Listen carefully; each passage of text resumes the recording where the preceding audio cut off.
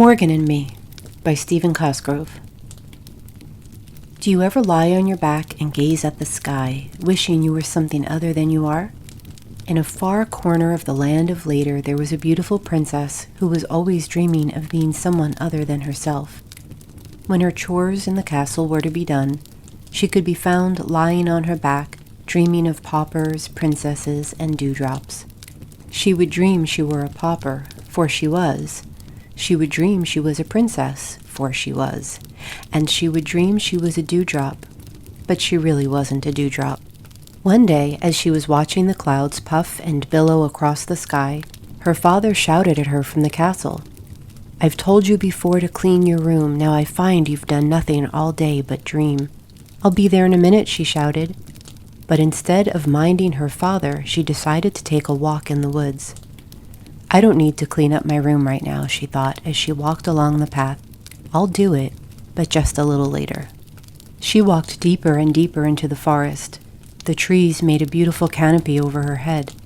The moss at her feet felt like a velvet carpet. "I should go back before I get lost.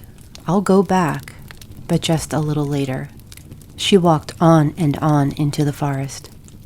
"I should find something to eat, for I am so very hungry.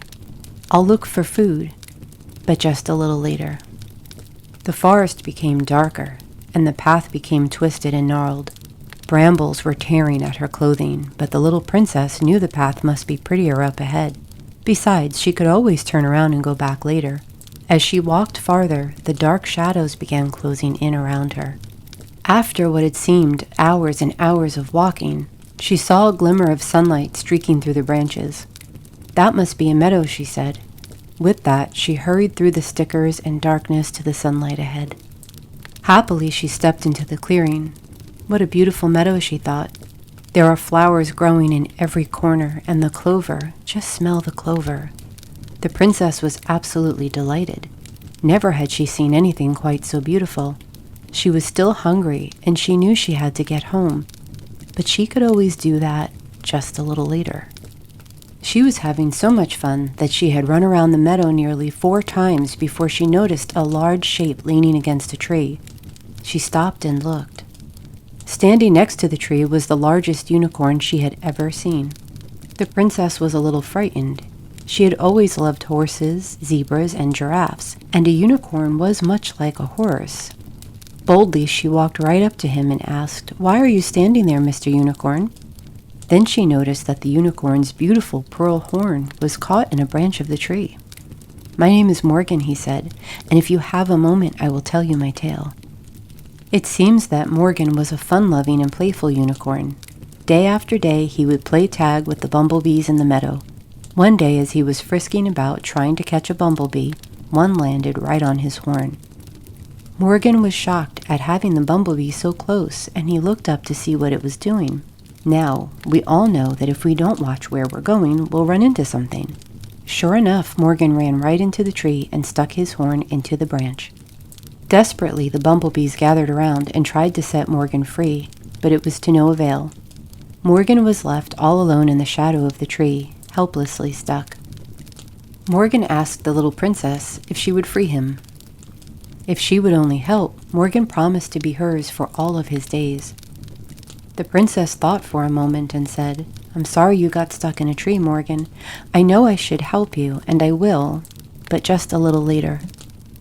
Thoughtlessly, the little princess played at her leisure, and when she became bored, she decided that she would go help Morgan.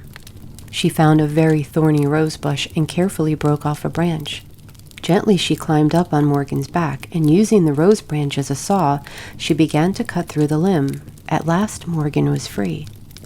Morgan was very grateful. Even though the little princess had taken her time, Morgan followed her obediently through the clover.